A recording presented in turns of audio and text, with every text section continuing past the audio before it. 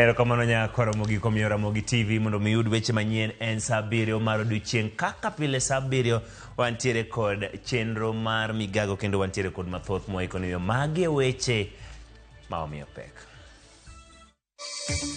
Apisas mochung'ne ute thieth mong'ere kaka clinical officers obago ng'anyo chuny boma ma Nairobi ka gisundo piny owacho mondo winj ywakgi e ng'anyo margi ka koro odonjo e juma mar 2. We have been losing people an average from 2004, which is 20 years ago. We have been losing an average of 3,800 people every year. Migawo mawuoth Kipchumba Murkomen okoni migape ok yule tich kendo ni okenge oseketi mathiro masiche mag apaya mamedore e pacho ka. Jod bura dayo dho jatend migawo ma pur Mithika Linturi kod tend duol mar KEBS e wache mbolea mabandia mosekelo ng'ur e pacho ka.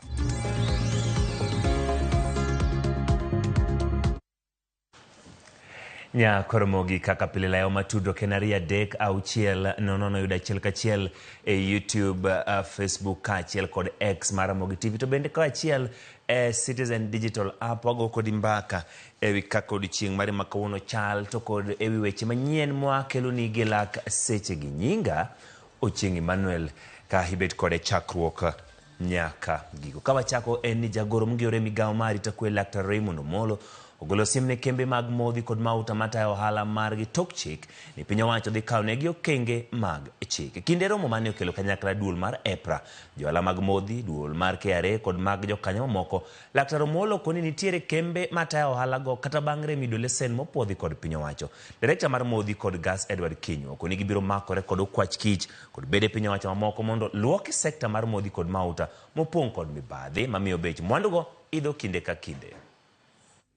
As indicated by perhaps it bounced back last year to enhance enforcement in this sector. So far we have re-evaluated 54 LPG sites out of the 138 we have licensed.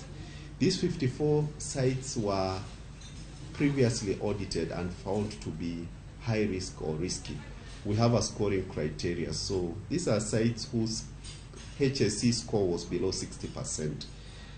The reopening of these sites is conditional. They must implement the corrective action plans they have been given until they reach the 60% mark. And we'll continue monitoring to ensure that these sites are fully compliant. We need to deploy advanced technology for monitoring and surveillance of the supply chain to help in early detection of illicit activities.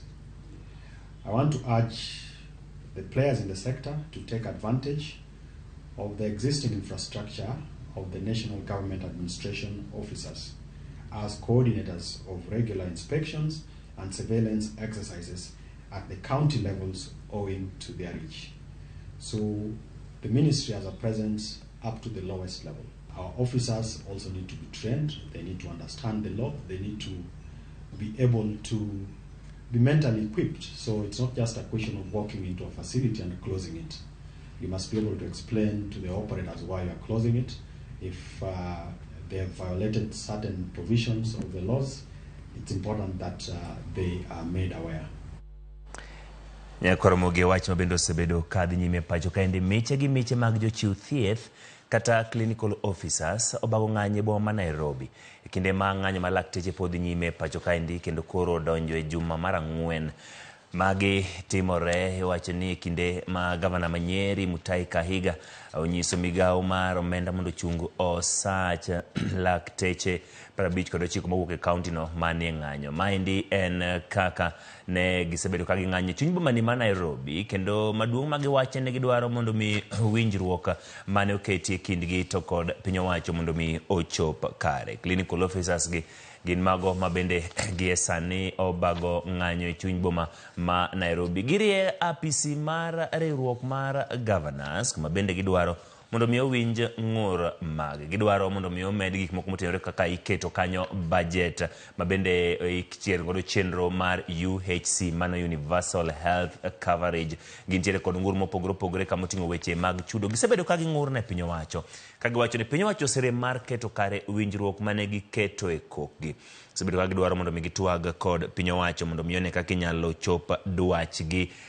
Mabende gisego nyon ni ok gibidok e tich nyaka chop piny owacho winj ng'ur margi kendo gibedo kod winjruok makare. Giwacho ni piny owacho osebedo ka loko negi toke koni kod kocha tok winjruok. Kakor giwacho ni kinde ochopo ma winjruok osechopie ok onego bed ni iweyo, kata winjruok makamano ok onego bed ni ok chopie tim nikech kuom kinde piny owacho osebedo ka bet kod gi piny kendo gibedo winjruok kata kamano. Piny owacho kosebedo ka chopo kar winjruok machal kamano. Gie sani gidhi mondo mi ging'any nyaka apisi mar riwruok mar governors. Par ni weche mag thieth gi gin mago manochwal bende ne counties ka giseo riwruok mar governors ka achiel kod piny owacho mamalo kotenore kod winjruok machal kamagi. En ng'anyo bende koro gie sani oseweyo ka kuonde thieth mathoth e pacho kaendi ahinya to mag piny owacho gin mago mantiere kod ng'ukni. Jotuo osebedo ka ywak koni kod kocha, lakteche bende ong'onyon ka achiel kod clinical officers ni ok gibi dokie tich nyaka chop gitimro nade, nyaka chop gine ni owinjore ki winjruok magi. Nitiere jowa bende gi jochiw thieth ma pok ondiki tich ma gidwaro mondo mi ondiki tich. Wacho ni gibro dhi nyime kod dhiro mondo mi piny owacho ondiki tich kamoting'o weche mag osara, chal mar weche mag tich, lwasi mar tich ka achiel kod mamoko. Gie sani ng'anyono nobagi e chuny boma ma Nairobi. Sani gintiere wang'apaya gichomo ka apisi mar riwruok mar governors. Ripota mar Judith Omondi ni kuno kendo bolosonwa lipot machal kod mano ka kinde ochopo mano godhiambo ma kawuono. Ka wadhi nyime en ni kaluwore gi ng'anyo mar lakteche mosebedo kadhi nyime pacho ka kendo koro donjo juma mar 4, oganda mamanyo chenro mag thieth medo kadhe midhiero mayudo thieth ka koro chuno ni gimany thieth e kuonde thieth mag ji giwegi ma nengo thieth ni malo.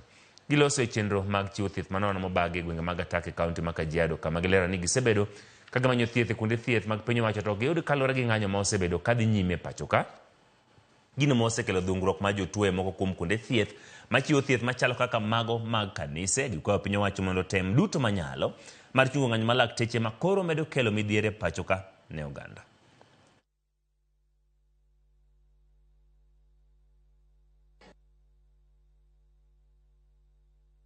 Kuna wale wagonjwa ambao wanakuja kwetu ambao wako critical.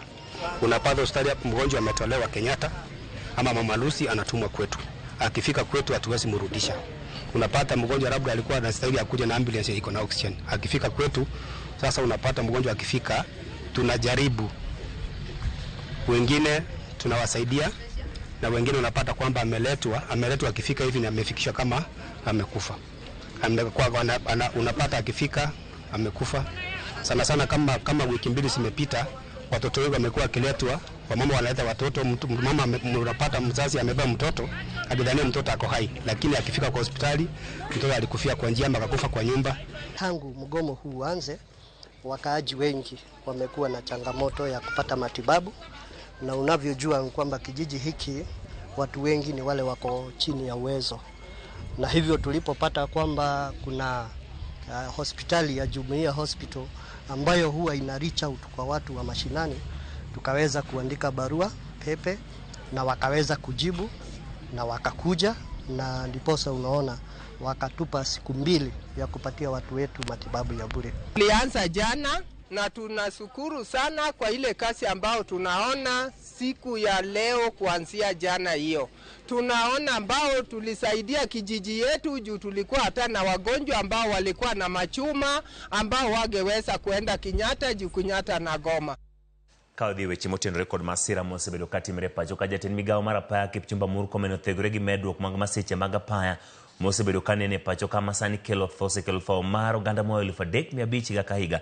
Kakano loso e kanisa mar AIC e kaunti ma Narok kama ne sidhi jadolo mar kanisa no kod jalupne ma koro biro telo ne alworano. Murkomen osingo ne piny owacho biro duogo chike mag NTSA matayo chenro mag apaya kendo tiyo kanyakla gi obila mar apaya mar duoko chien kwan masiche mag apaya pacho ka. Bende wacho ni wang' dede ibiro kete apeyni ma pacho ka kendo kete fwai mibiro gojo riem nyamburko mabiro rem lo chik mag apaya. Wach mosir gi Senator ma Bomet Hilary Sigei, Senator ma Narok Ledama Olekina kod jotelo mamoko mano yuoro bende ne ogolo dhoge nyasino. Kiomba Mheshimiwa Murkomen uguzie maneno ya usalama barabarani ili madereva waweze kutilia manane wanapobeba abiria, na sisi vile vile wa Kenya tuwe makini. Na wewe dereva ambao unabeba abiria, tafadhali jua unabeba jamii. Tafadhali pia tuwasaidie hawa viongozi. Sasa zile tunaambia waziri wa barabara akaze nati kidogo, pia sisi kwa upande wetu tuko na jukumu la kufanya. Ikiwa tunaona dereva amelewa na anaingia kwa gari kuiendesha, tafadhali tusimkubalie. Ikiwa sisi ni abiria na tunaona mtu ameweka watu kupita ile kiasi itakikana kisheria, tafadhali tusimpe nafasi. Hatujaweka dawa ama dawa inayofaa kupigana na road accidents since independence. And when I say that, nilikuwa naona watu wengine wanasema ilikuwa juzi. We have been losing people an average from 2004, which is 20 years ago. We have been losing an average of 3,800 people every year. Ukifanya hiyo hesabu inamaanisha in 20 years we have lost almost 100,000 people kwa sababu ya road accidents. Riwruoge mag weg nyamburko chako puonj kod lego joriembo ewi bedo makare e wang' apaya kaluwore kod kwan lipode mag masira mag apaya mamedore pacho ka. Joriembo ma ok tin 400 mar kambi mar Super Metro kod Tandboy mekgi oyudo puonj kowuok kuom duol mochung' ne bedo makare apaya NTSA, apisas mag obila kod jokanyo mamoko mane oni girito chike mag apaya. Ne oyangore ni dang'ni mag paro kaachiel kod tuoche gin moko kuom gigo makelo masira e apaya ka derepe ikwayo mondo bed thuolo mar manyo hocho. And we will not go to around that. Tumeelewana? Hiyo kwa masaa ukikwaruza gari ya mtu hiyo masaa utenda. Kitu sinafanyika. Wewe kama driver ni wewe unafaa kujua slow down, endesha gari. Kingine naweza kufunga. Tumeamua ya kwamba sisi kama Super Metro tutakuwa tukishirikiana pamoja na madaktari wakuwa wanapima madereva wetu.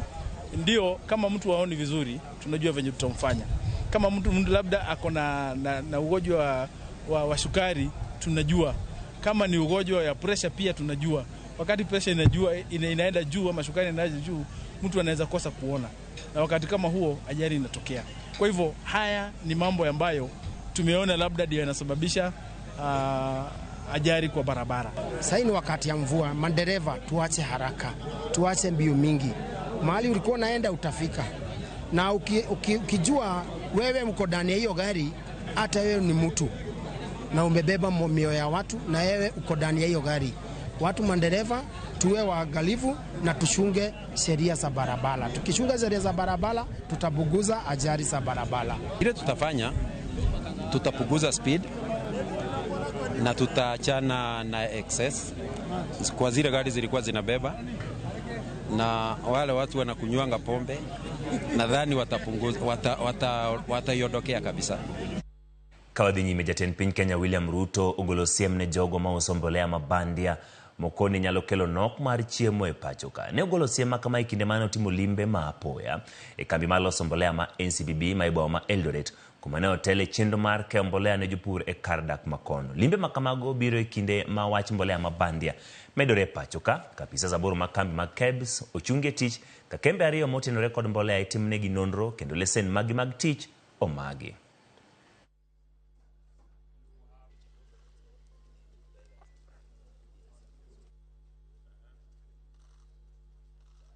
Tumepanga vizuri mambo hii yote ya fertilizer iko sawa sawa. Tuko na kampuni karibu 4 ambayo tunashirikiana pamoja na wao. Kuna kampuni moja iko na kasoro kidogo, lakini tunarekebisha kwa sababu hatutaki mtu achukue nafasi ya kuharibu hii kazi nzuri wakulima wanafanya. Mimi kwanza nataka niwapongeze nyinyi wakulima, kwa sababu nyinyi ndio wazalendo wakuu wa taifa letu la Kenya. Munazalisha chakula yenu na munatusaidia kulisha Wakenya wengine. So hiyo ni uzalendo ambayo inafaa sisi wote kama Wakenya kujifunza kutoka kwa. Na mimi nataka niwashukuru Wakenya wengi sasa wamerudi mashambani wanalima. na wanapanda na wanazalisha, na hiyo ndio maneno ambayo tunataka. Ndio, hakuna njia ya kufukuza njaa. Kufukuza njaa ni shambani.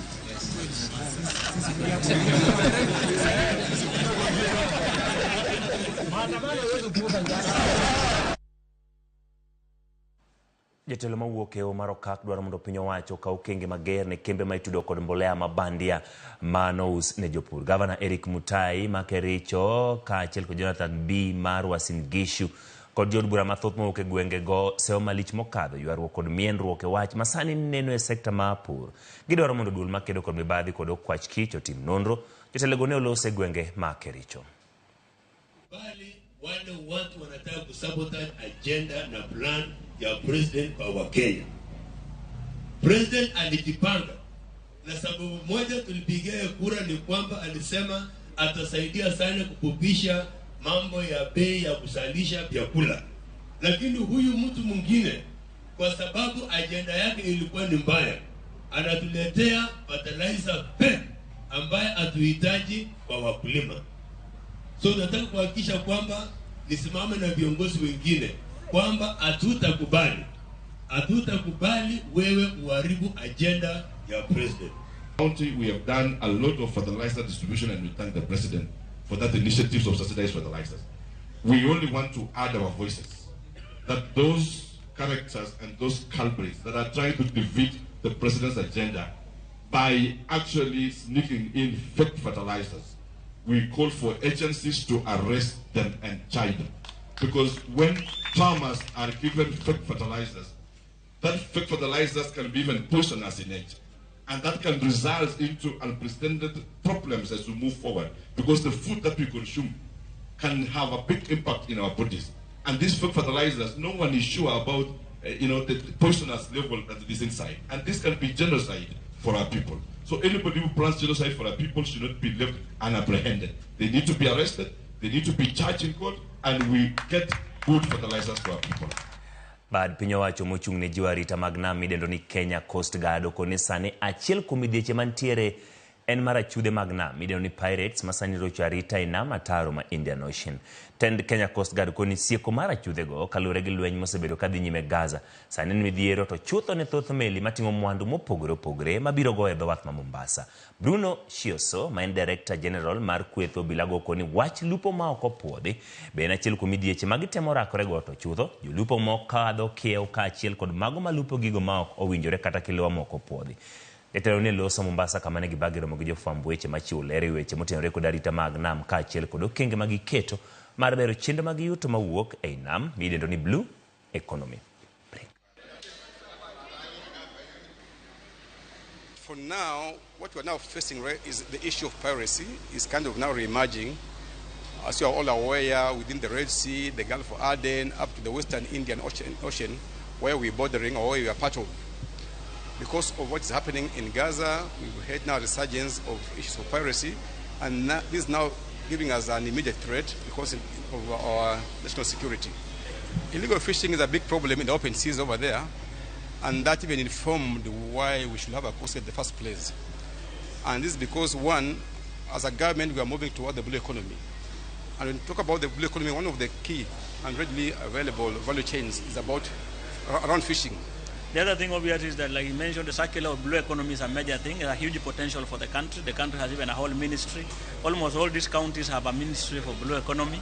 That already tells you there's a huge potential. But how much are we giving that information to the public to understand what is there in the blue economy and what it means? And that's why we have provided this opportunity for you to engage with the experts.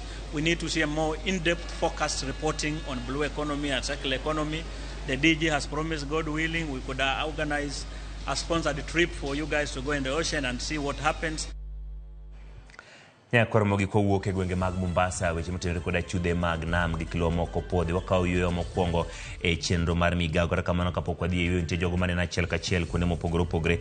Erokamano Catherine Adhiambo ka intiere Migori god jope wacho ni amos ni mama unyara sumbi kane ringa. Erokamano kuom kete Ramogi TV. Karen Atieno kiwuok Nyapalo erokamano kuom kete e Ramogi TV. Marco Dhiambo amoso jo raywer te wiya ok nyal wil kod mama Ruth Atieno kod jaoda Christine Kachiel kod tiero kamano ama kodhiambo kuom keto Ramogi TV. Ano dhiambo ka nitiere gwenge mag Mombasa wacho no Ching Manuel aneno migago eyo makare umoso dagi ka nitiere Siaya Ugunjero kamano an odhiambo. Favor wacho ni mosna sister na Melvin Otayo ka en Migori Oruba gi mama na Monica Mosi mano awino Mosi kamano kuom kete Ramogi TV. Engineer Evans Wood Orongo kamano kuom kete Ramogi TV wacho ni na yo makare wacho ni Amos ni dawa union nindo in Evans Omondi onindero kamano. Zawadi wacho ni one na chiel ka ntiere pinje maoko wacho ni Amos ne Claudia Okech mar Ramogi TV mano Lydia Okeo Lydia Mosco wokuma Zawadi. Flavia kawuok Bondo wacho ni bendo Mos ne min gi kawuok Bondo mano Grace Akelo kamano kuom kete Ramogi TV. Gin ote mathoth moedo kandi kawuok kuonde mopogore opogore YouTube, Facebook kachiel kod namba mar 360 kamano kuom kete Ramogi TV. Kik dhi mabor nyakwara moke jwang pod ntiere kod mathoth moe kuni chenro mar migago.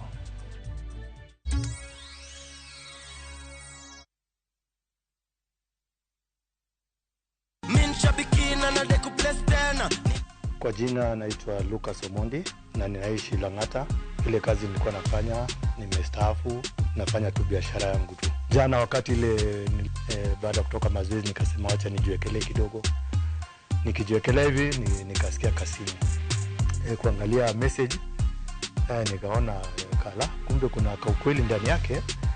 Ndio hapo kafuraha kingine kakaanza kuingia kajasho kakatoka nyembamba.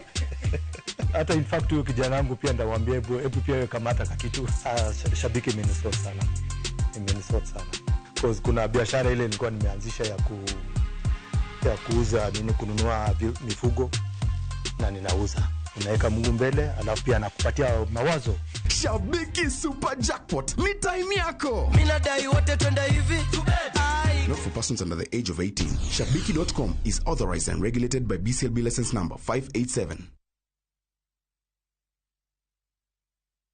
Sasa kwa thao moja tu unaweza pata third party cover for your private motor vehicle valid for 30 days. Say goodbye to expensive motor vehicle insurance. Pata bima kutoka Direct Line Assurance. Kujisajili bonyeza *487#. Weka namba plate ya gari yako, ID namba yako, email address yako na ulipe thao moja tu. And your digital cover will be sent to you instantly. Collect your sticker at your nearest Total service station. Dial *487# upate third party motor insurance valid for 30 days. Pap, ni thao tu.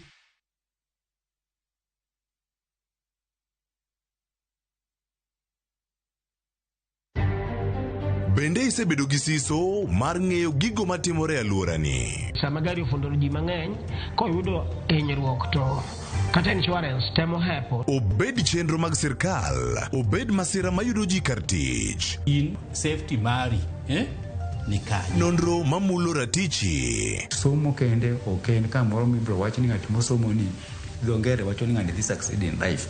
Wuok tich ka wuok tich. Iro curriculum design uchinj e chenro mar rameny piny sa 1:30 otieno. Wan oganda lunya kama koro waneni to be wanyalo bedo gi kembni. Nise oganda jo Kenya gimonjo be nigi winjo kuomi. Kai kelo nigi Lydia Okeo. Akora mga jong matwak mar rameny piny. Chik bai.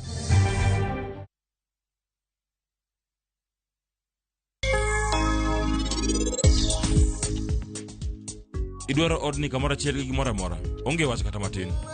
Adhi mite. Abomi gimoro amora midwaro. Angi nyithindo matindo. Maram gi karan. Nyithinda go boda kanye kwa woka. Akweni mondi konya. Ini paro ni anadwaro ot maduong' ni. Kata pesa man kae. Adi tinge maber ahinya gima dwaro en mana karan kende. Ini ba yudo karan. Awacho ni adier Viki. Wan ka wasemayo gi gimoro amora. Ok ginyal dhi nyime gi ngima gi mayot. Nimeget airtime. Airtel Money inakuokolea. Really? Ukiwithdraw chapa kwa Airtel Money agent inakurudishia hiyo transaction fee kama airtime. Asante. Karibu. Airtel Money makes your life kidogo better.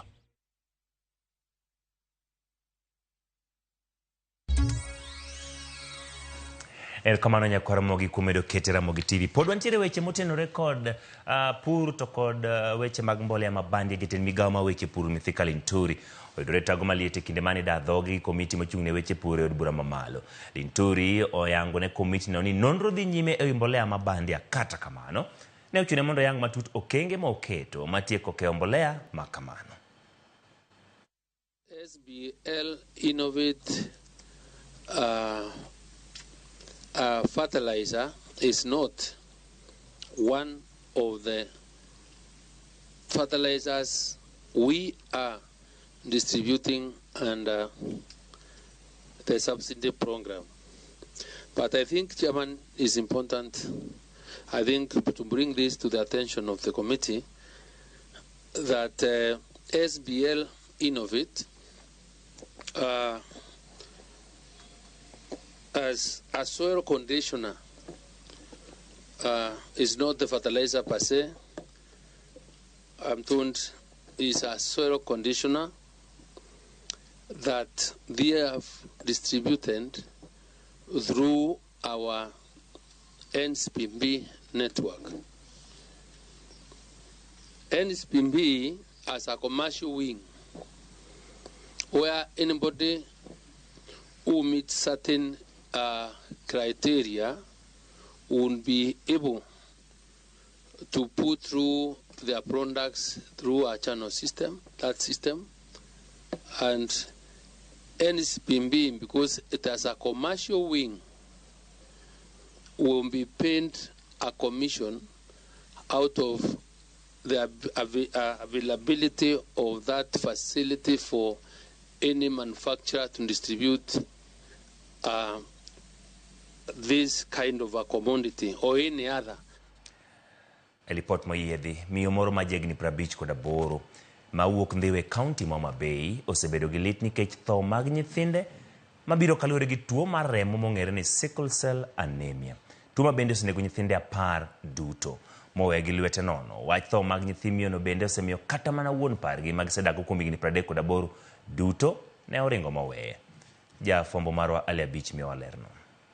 Dala ma Majena Gola mayudore kar chund bura mandhiwa onyime gi tijege mag dala kaka pile to kata odoko ni ene pare ka mor to onge ge dhod chunye kaluwore gi tho ma oseyweyo pep nyithindi 10 nikech tuo mar sickle cell ma en tuo ma mako nyiriri mag remo. Jen ma osebedo keny kuom higni maloyo 35 sani lero gi lit kaka tuo mar sickle cell oseyweyo nyithinde duto ma osetho ka gin e kinde higni 2 nyaka 10. Asebedo gi chandruok mar tho nyithindo kabisa. Nyathina kana okwongo chako tuo to lwete ochako kuot kon gi koni kasto tiendene. Koro kating'e ni mondo atere osiptal tapoko tho. Ne ok ang'eyo gimoro amora matime. Machielo bende kachaka bedo go mokwongo nono to ka higa 6.5. Alafu mara 2 uchako bedo thogiga 4. Mara 3 akiani no thogigi ni 5. Koro gisebedo mana ka githo e heji kapokoromo higa 10. Dala masani odake ni ne ogero manyien banka ne odare dala ne machon mane wike thoth nyithinde mane otho kapod gin kidoro kendo ne ofwenyo kodeko kit tho manego nyithinde mane omiyo manyo jolony weche mag tuoche ka nyathine mogik bende nochako tuore. Sopio ni nochako ka higa 5. Koro iye no kuot, bade no kuot, tiende no kuot. Nating'e atere Homa Bay. Koro kana atere Homa Bay emano dhi ofweny na ni en gi tuo mar sickle cell anemia. Koro nwawuoyo gi daktari ma daktari nonyisa ni mama nyathini ni to wang' ni ok nochako tho kendo. Abedo gi nyathino koro atere klinik bang' wige 2, bang' dwe 1, bang' dweche 3, bang' dwe gi nus, bang' dweche 2 koro aneno ka en sawa.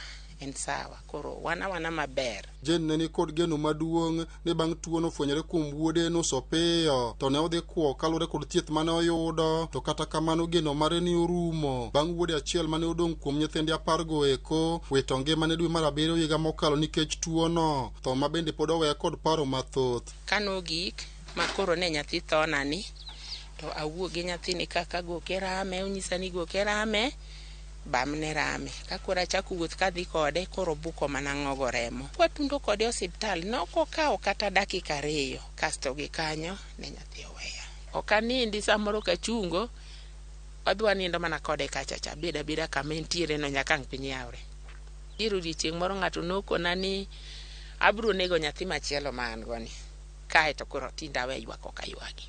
Ema nakawe picha nena koni hapana picha ni watema tima nade ema dipo ka chando pacha koro picha no nakawa liakano. Tho ma kiny ka kiny mag nyithi miyo kalore kod tuo mar sickle cell ne omiyo wuon pargi oringe kendo nyaka sani ok ong'e kuma entie. To nathiedho gi e yor sida kendo ne en sida maduong' nikech yuto na ne tin. Dichuo mane an go bende naolo gi wach tho nyithindo kiny ka kiny noringo moweya. To nowuok kowacho ni aole gi iko nyithindo. Ok onyal dak gi dhako musiko mana ka nyithinde onyuolo to tho, nyithinde onyuolo to tho, koro en owuok ka gima owitore. Koro tieko higa madhi 12 oko. Miyo ne wacho ni osebedo ka oneno matek kaluwore gi akwede ma oyudo e kind jogweng' kod anyuolane kendo gombo mar bedo gi nyathi ne omiyo kawo nyathi nyamin gi mane koro tuo ne ma odak go kendo chung' e thieth mare. Nyathina ma nyocha okalo ni nyocha ok jowadgi kata jirende nagi nok nya yie mondo girip gi nyithinde. Nikech ne giwacho ni nyathina ni nigi ukimi ma kopo nogwari to dhi miyi tuo. Nikech kata muya ma no yweyo jowadgi gi ne ok oyie mondo ywe butgi nikech ne giparo ni ko yweyo butgi to dhi miyo gi tuo. Koro an be napenjora kichani yawa to nyathina ni ang'o manatimo Nyasaye momiyo asika neno malit to pile pile.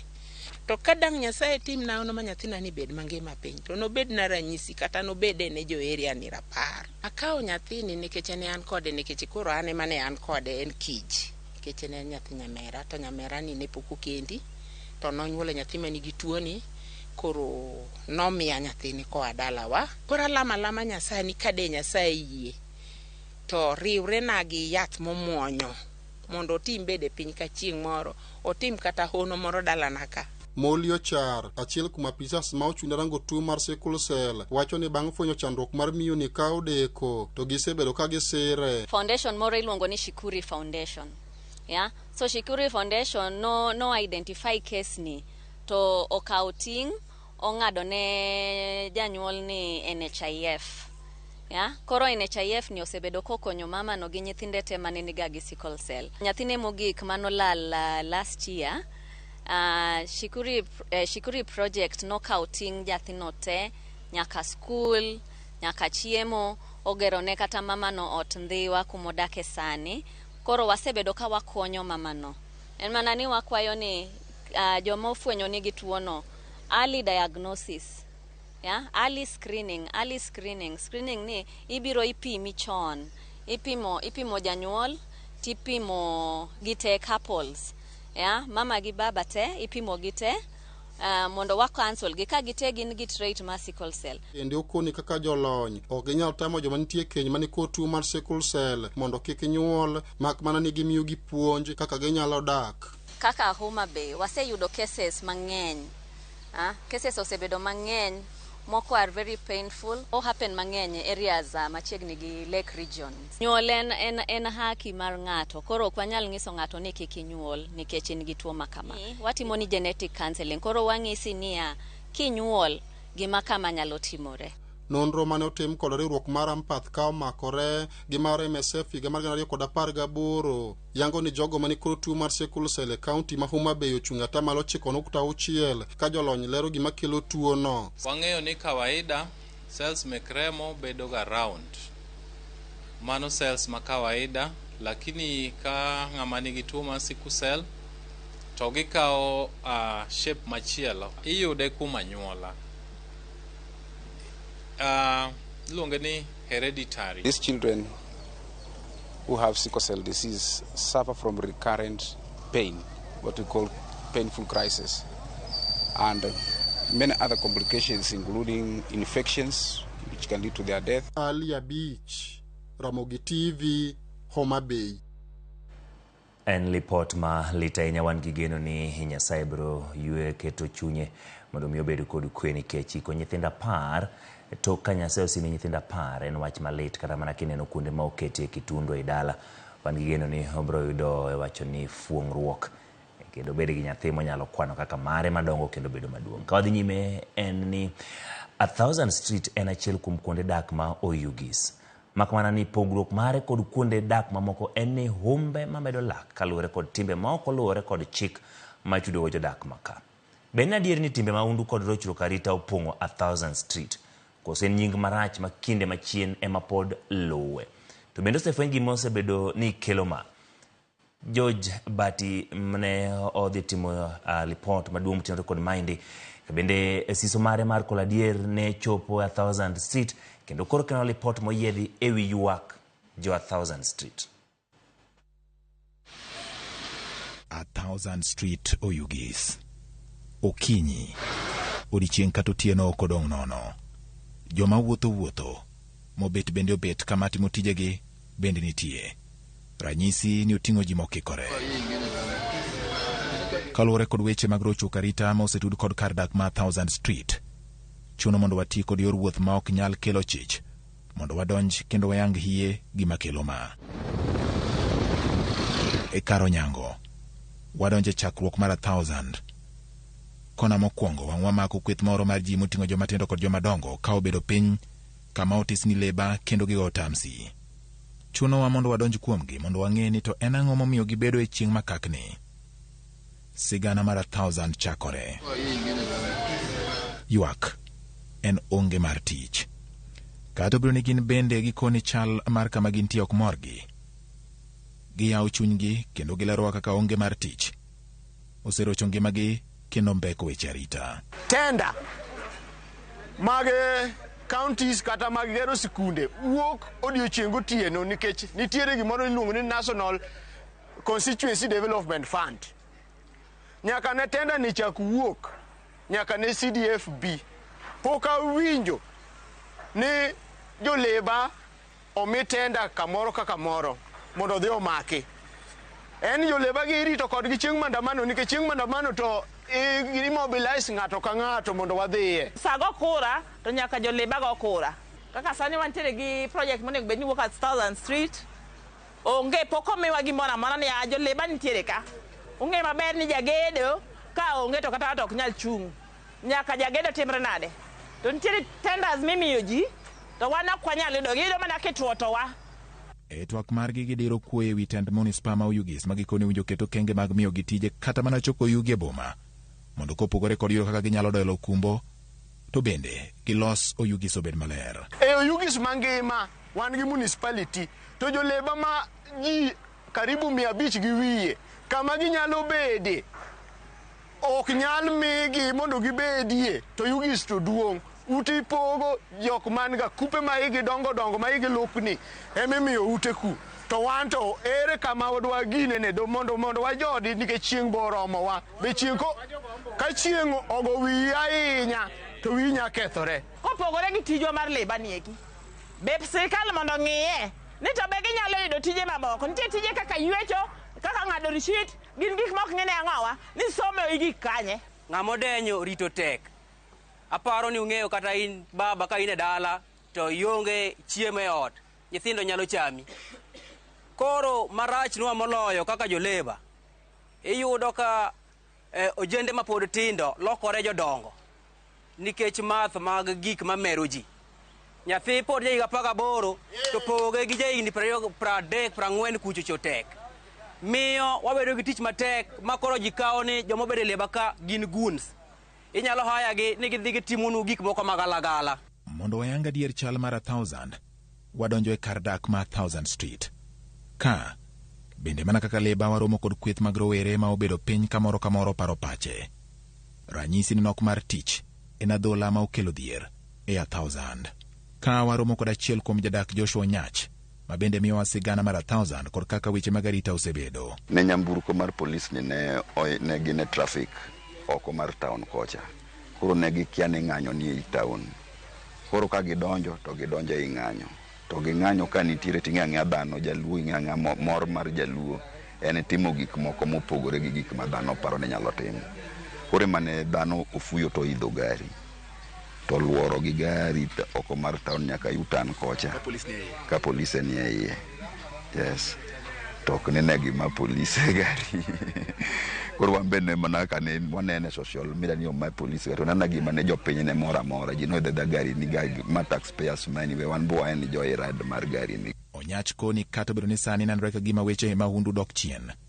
Chon ne okinyalo oro nyathi gi pesa e lwete ma ok odad pesa no ma udugo gi lwete ka ofwayo. Ndalo machon cha to ne insecurity to ne nitiere mala 1000 kaka kabisa ma ok ni nyaoro nyathi e duka maduog ni gi gimoro e ot.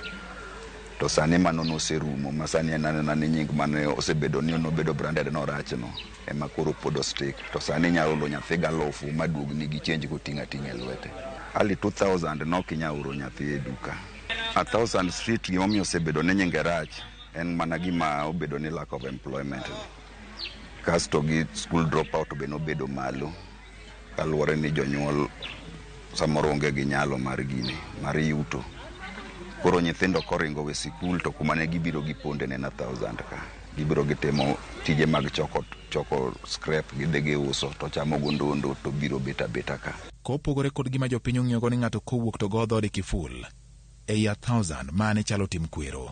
Kendo ng'ata manotimo mano to ne nyaka tur dhode kata odiechieng' alanga. Chon nwa believe ni 1000 ka okinde dhot kiful. Kinde dhot kiful to mano nyiso ni in gi giri moro ma wachne tek e ot kanyo. In gi mwandu ni moro. Koro dhot ka ninde kiful to nene ture kata godiechieng'. Koro kiwe dhot nono to kata ka jirandi okoso sabun kata mogo to bire udi kanyo to kaka wato tedo. Kionge. Dhot nok ndega kiful. Kinde kiful to mano nyiso ni in gi gimoro ma valuable e ot kanyo. Koro ji bedo suspicious ni ang'o mi odni onde kiful. Kaka luwore kaka kairi nitiere corridor ng'eny 1000 street ka. Koro ka ji nosedhi already dukni ojo ala town. Jo gweng' ang'o kuma ne ji rengo bire mayot ne na 1000 ka. Niko kidwa ringo koya to en kuma onge kumidwa ponda. Koro kuma nyalo ringa ka bonde muoch o iringo kuma open mineni. To kuten ka isekalo ndara ne midonje street ka to corridor ng'eny. Minyalo penyo go kamora. Koro ji tete ne ringo biro koni. Koro seche ma ji oseringo koni ni ja 1000 ema timore nade ema turo ute joala. To en gima ne ji oted manu biro ng'anye town ne timo to ringo 1000 ok ne ja 1000 kende. Koro mano ketho nyinga 1000 Onyach ma bende koni bang' ne jodak maka fwenyo ni kuo mar wang' teko ne medore. Ne ging'ado mar chako goyo gono joma ne mayo ji. Kendo bang' ne ndhi ng'ata mano ul nyinge iro to ne itero Hague. Ok doho mar maunde piny mangima mantiere boma ma The Hague e piny Netherlands. Hague manyiso ni ng'ata mano maki ni tiayo kume mach kendo wach ne rumo kanyo. Ne ni insecurity mane ni malo. Seche mi suspect ni an ja kuot an bokwala to go dhoga baw ne kwado ji gi baw. Koro ng'at ma suspect cha bende en bi yudo ni en bende jos gi otur en bogoe. Koro ne gima ne penjo to kare ng'ama goji ni nonegi ji mang'eny nyaka kata mana police officers nonegi gi wach go baw ni. Court prosecutor nonego yugis ka. Onegi nyaka pastor jayalo koya nyol luoro mar kanisa sa achiel otieno. Kasi ma ji wacho ni wadwa manyo ng'at achiel to koyude tene makoro nemnwa joge. Koro nomak ng'at achiel. Koseyudo ng'at achiel ene mano nem ji to koro kisenemo ng'ato to ne koro ne giketo ni police koro bedo oko ne osetamo police. Koro ne ni yudi titeri kama ne dwa luongo ni Hague mbele lam ndara kucho tiwang'i. Iluongo ng'ato ti ng'atno be dhi manyo tiwang'i kucho. Koro jok mano wang' te niyudo ni ok gin kata jok mane ya within town kane gin jok moya mopogore mabor. E kinde mane wabet ka wagoyo mbaka ka, umwa mar fwambo ne ong'weyo iro moro magalagala kendo nochunowa mondo wamany kama iro no wuoke.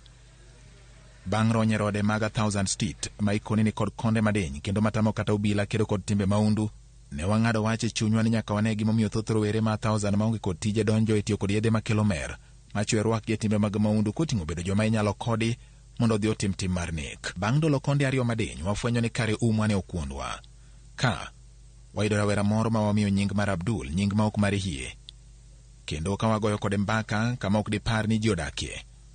Oyaw chunye kendo yangono ni en okonyo miyo moro uso nyasore ka, tich ma okoni ok otim nikech ohero, to otimo nikech onge mar tich kendo mondo kik odonje tije mag nego ji. Ana uso yath ne mama no. to miya godhiambo mia adek samoro be onge adhedha kamano. In winjo tich marach no to skul to adhi kendo form 4.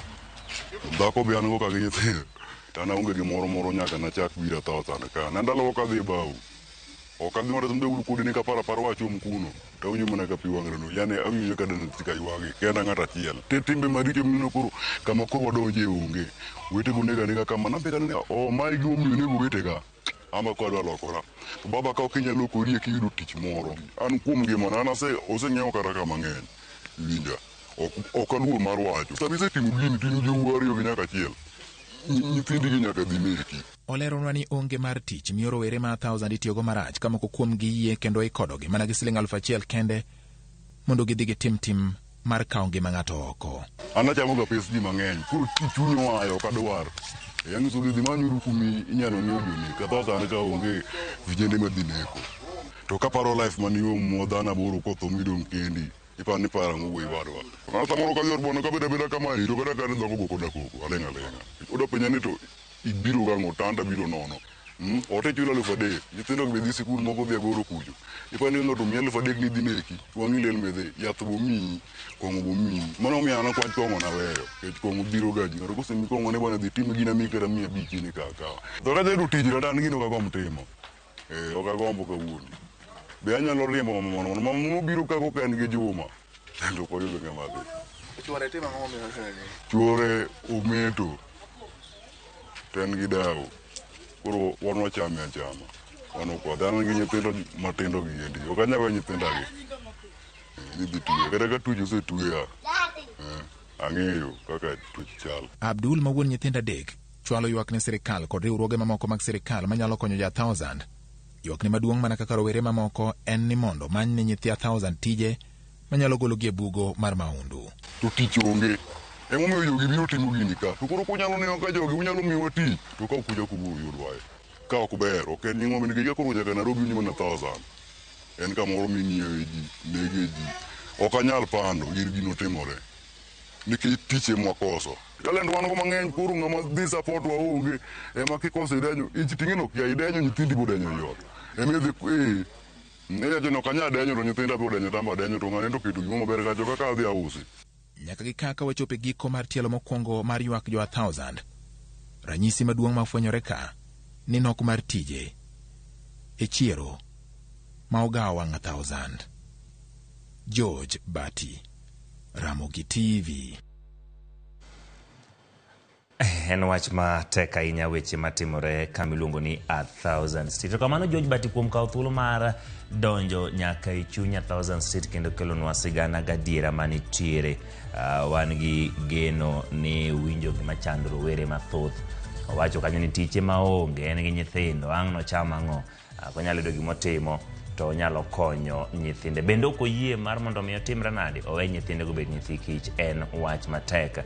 Ng'at machielo bende wacho ni mago ni kinde machon kani oro nyathine gi siling 1,000 ok nonyal duogo gi change, lakini kata kamano gi e sani to koro in thuolo inyalo oro nyathi to obiro duogo kanyo ka entiere kod change. Matiende nitiere lokruok mosechako bedo kanyo. Maduong' ma rowere go ywago en nok mar tije. Nitie jogo maneno achiel kachiel kokalo e Facebook page mar RamogiTV, kendo Walter Pio Ginlera Dua from Ringako Kwanyo Angino School kamano. Timothy Otina Dembo mar St. Anna Abwaora Diocese eneno makare.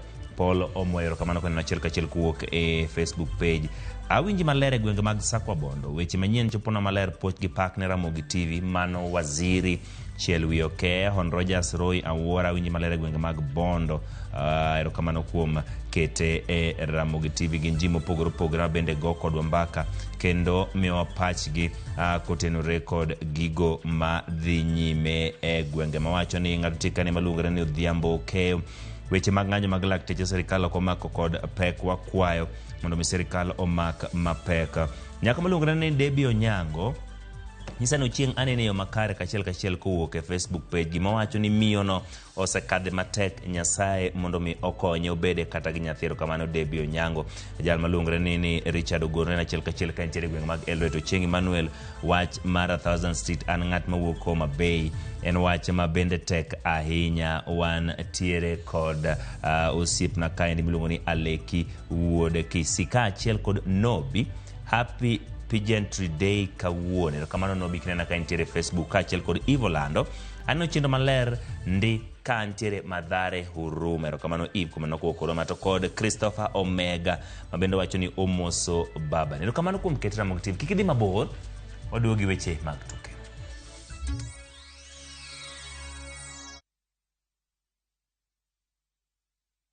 Hi there, I'm your new friend Panda from Paokwa. Come along for our adventure today as we take you through the hummingbird tales. Kim and I are going on a camping trip with our scouts troop. But first, Tilly, AJ, Kim and Pendo will explore some inspiring African stories. we will learn together about Dr. Rachel Masake. Can I ask you what you are good at? Maybe you can draw or run the fastest in your class. The little ones of all ages will continue learning as they watch the best content on the go only on Viusasa. There is so much to explore.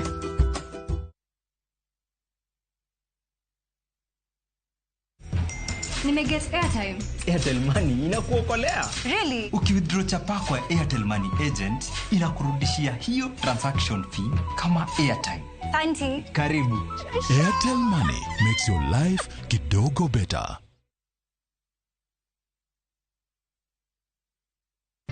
Skiza chapa, ushinde.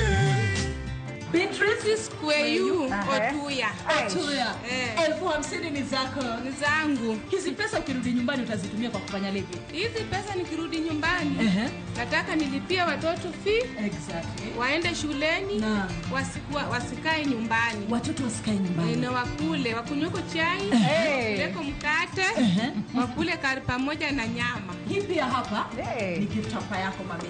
Nimeshukuru sana. Nilichagua Sikiza tune *487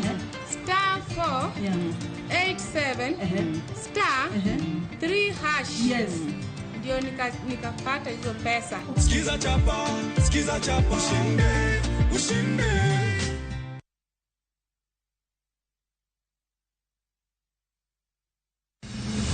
Chieng' tich adek ka tich adek en oketho piny to pod ogoko.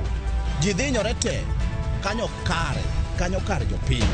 Magi duto yudore mana e Ramogi TV. Yani ene ubiroga bora ne ubiro to otengo abiro timo numa gima abiro timo okono timo jo Kenya bu usaol gi wuond ma pile buch jopiny to nitie kuonde moko bende japiny mane ogolo lo molos go kembe gi eki nisani koro kembe go eki ibro usi maduonde japiny ok uwinji e od bura miluongo ni parliament. Nyinga Trevor Ombija jandingo panga jo nyakach dendo nombija tai nyakwar guok kocha pesa. Tich adek saa 3 otieno. Kik bai.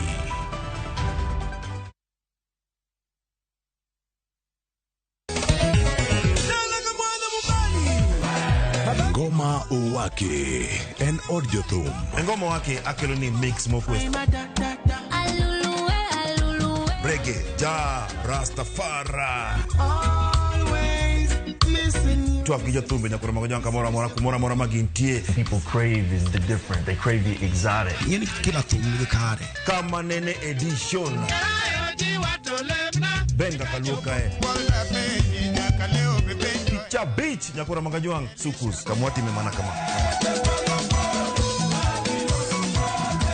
Kitemana ngoma wake nyinga en Papa Weekend wokich tichario tichadek tichangwe tichabich sapar gidaka paga beach nyaka sapaga rio warom.